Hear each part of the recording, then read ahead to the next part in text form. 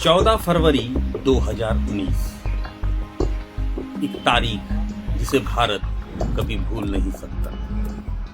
यह सिर्फ एक दिन नहीं था, बल्कि देश की आत्मा पर किया गया एक वार था।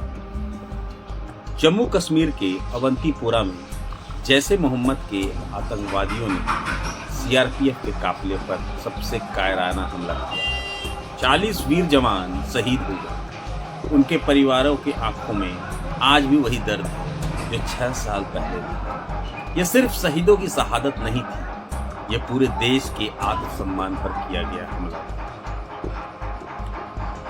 श्रीनगर नेशनल हाईवे पर सेना के जवानों का काफिला गुजर रहा था। 60 से ज्यादा गाड़ियां, 2547 से अधिक जवान, सब कुछ सामान्य लग रहा था, लेकिन कोई नहीं जानता था कि कुछ ही क्षणों में इतिहास का एक दर्दनाक पन्ना लिखा जाएगा। एक गाड़ी संदिग्ध तरीके से काफिले के पास से गुजरती है।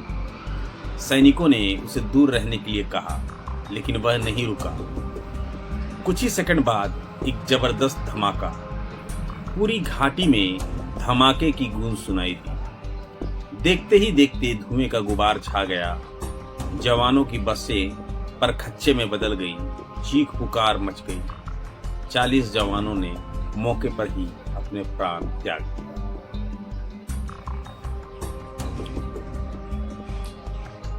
जैसे मोहम्मद ने हमले की जिम्मेदारी ली। ये वही आतंकी संगठन है जो पाकिस्तान की सरजमी से भारत के खिलाफ जहर उगलता रहा है। पूरे देश में गुस्से की लहर दौड़ गई। हर नागरिकों की आंखों में आंसू थे, लेकिन दिल में सिर्फ एक ही सवाल था, इसका बदला कब और कैसे लिया जाए। इस हमले के बाद प्रधानमंत्री नरेंद्र मोदी ने संकल्प लिया। उन्होंने कहा, हर आंसू का बदला लिया जाएगा। यह मोदी ने कहा था, हमले के गुनाहगारों को सजा मिलेगी। हम अपने वीर शहीदों की शहादत को बेकार नहीं जाने देंगे। यह सिर्फ शब्द नहीं थे, ये भारत की शक्ति का ऐलान था। इसके बाद जो हुआ, उसने पूरी दुनिया को दिखा दिया कि नया भारत अपने वीरों का बलिदान नहीं भूलता। हमले के ठीक 12 दिन बाद, यानी कि 26 फरवरी की रात, भारतीय वायुसेना के मिराज 2000 लड़ाकू विमान पाकिस्तान के बालाकोट में घुसे और जैसे मोहम्मद के आतंकी ठिकानों को नेस्त नाबूद कर दिया। भारतीय सेना के विमानों ने 1000 किलो बम गिराए, करीब 300 आतंकी ढेर किए गए। पाकिस्तान के होश खड़े हो गए। भारत ने अपने शहीदों का बदला ले लिया। बालाकोट एयर स्ट्राइक के बाद पाकिस्तान ने भारत पर हमला करने की कोशिश की, लेकिन भारतीय वायुसेना ने जवाबी कार्रवाई की। विंग कमांडर अभिनंदन वर्धमान ने अपने MiG-21 से पाकिस्तान के F-16 को मार गिराया। हालांकि उनका विमान पाकिस्तानी सीमा में जा गिरा और उन्हें पकड़ लिया गया। पूरी दुनिया देख रही थी कि पाकिस्तान अभिनंदन के साथ क्या करता है, लेकिन भारत की कूटनीतिक शक्ति के आगे पाकिस्तान झुक गया। 3 दिन बाद अभिनंदन को भारत वापस भेजना पड़ा। यह भारत की जीत थी, यह भारत की शक्ति का प्रदर्शन था। आज 6 साल बीत चुके हैं, लेकिन पुलवामा के जख्म भरे नहीं हैं।